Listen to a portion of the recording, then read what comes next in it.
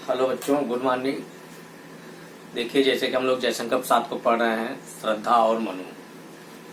श्रद्धा और मनु में अभी तक आप लोगों ने देखा कि समुद्र के किनारे जिस प्रकार लहरें मड़ियों को निकाल कर फेंक देती हैं और चमकता हुआ दिखाई देता है एकांत में, निर्जन में, उसी प्रकार वहां पर मनु जो है दुनिया से, संसार से नीरस होकर उस किनारे समुद्र के बैठकर वहां पर कुछ विचार करता है। तभी वहां श्रद्धा आती है और श्रद्धा से उसकी वार्तालाप होती है। यहाँ तक आप लोगों ने देखा है। और सुंदर सा दृश्य देखकर मनु के मन में कुछ कोलाहल होता है, हलचल होता है। उसके आगे हम लोग आगे देखते हैं। और देखा वह सुंदर दृश्य नयन का इंद्रजाल अभिराम, कुसुम वैभव में लता समान, चंद्रिका में लिपटा घनश्याम, हृदय की अनुकृत वाह उदार, एक लंबी काया उन्मुक्त, मधुपवन क्रीडित ज्यों शिशुसाल, सुशोभित हो सौरभ संयुक्त। यहाँ पे देखिए कहा जा रहा है कि अभी जब वार्तालाप हो रही थी, श्रद्धा जैसे बोलती है तो लगता है कि मनु को कोयल के समान कोई आके बोल दिया है। और जब कोयल के समान बोलता है तब मनु जो है उसकी तरफ नजरें उठाकर देखता है तो वो सिर को झुकाए हुए श्रद्धा खड़ी थी।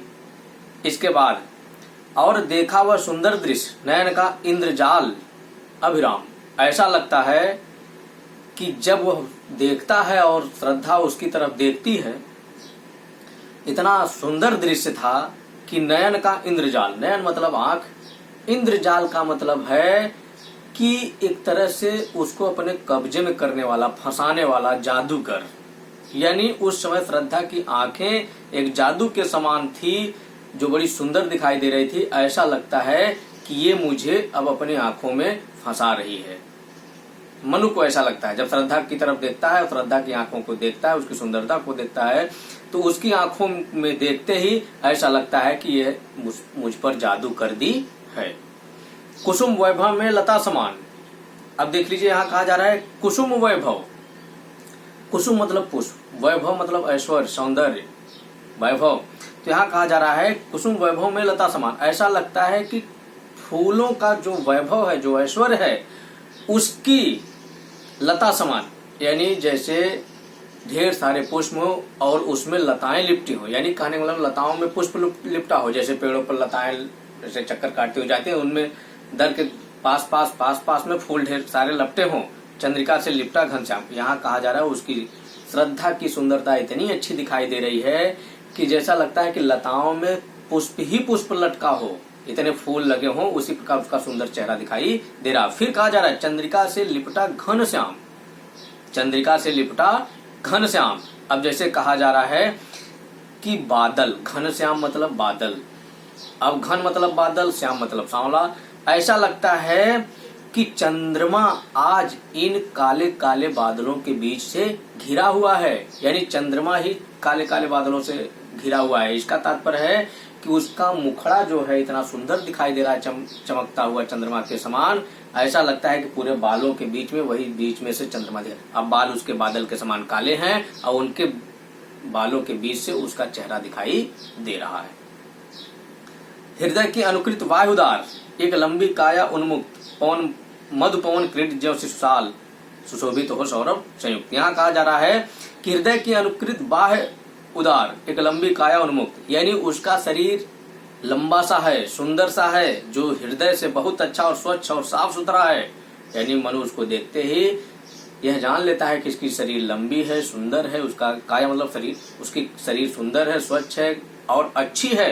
यह देखते हुए उसके बाहरी और अंदर के उदार मन की भावना को जान लेता है कि हृदय की अनुकृत कितनी अच्छी है, इसके हृदय की उदारता बहुत ज्यादा है। और एक लंबी काया देखता है, इसकी सुंदर कितनी अच्छी है ये लड़की, और इसका हृदय भी बहुत अच्छा है। फिर मधुपवन क्रीडित ज्यों शिशुसाल। ऐसा फिर दिखाई देता है कि मधुपवन क्रीडित, जैसे हवा, पवन मतलब हवा। ऐसा लगता है कि आज हवा भी बहुत मधुरस, यानी मीठे रूप से मीठे रस लेकर आया है। और शिशुसाल जैसे एक साल का छोटा सा वृक्ष, साल का छोटा सा वृक्ष खड़ा हुआ दिखाई दे रहा हो। और सुशोभित हो सौरभ संयुक्त, और वह सुशोभित हो सौरभ, सौरभ मतलब सुगंध, सौरभ मतलब सुगंध। ऐसा लगता है कि आज सुगंधित आई है और इस साल के वृक्ष को बड़ी खुशबू देते हुए इतना अच्छा महका रही है। अब देखिए यहाँ इस लाइन को पूरा देख लीजिए कि ये कन्या ऐसे खड़ी है श्रद्धा, ऐसा लगता है कि साल का छोटा सा वृक्ष है और पवन उसके साथ आकर खिलवाड़ खेलता है। यानी हवा तेज तेज चल रहा है, एकदम लहरों की भांति वह पूरा पेड़ हिल रहा है। इसी प्रकार उसका पूरा शरीर कैसे हिल रहा है, कपड़े उसके शरीर से हिल रहे हैं जैसे साल का वृक्ष हिल रहा हो, और उसके शरीर की इतनी अच्छी खुशबू आ रही है, ऐसा लगता है कि आज कोई खुशबू वाला हवा खुशबू लेकर आया है और सुगंधित कर रहा है। फिर आगे है, मसृण गंधार देश नील, रोम वाले मेषों से चर्म ढक रहे थे उसका वह कांत, बन रहा था कोमल वर्म। अब यहाँ देख लीजिए, मसृण गंधार देश के नील, रोम वाले मेषों के चर्म। यहाँ देखिए, मसृण गंधार देश के नील,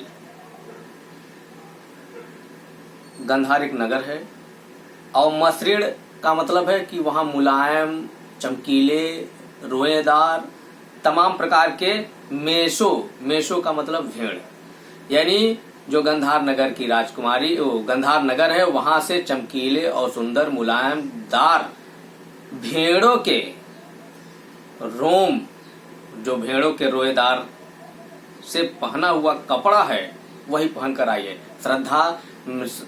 श्रद्धा गंधार नगर से बने हुए रोएदार चमकते हुए कपड़ों को पहनकर आई है।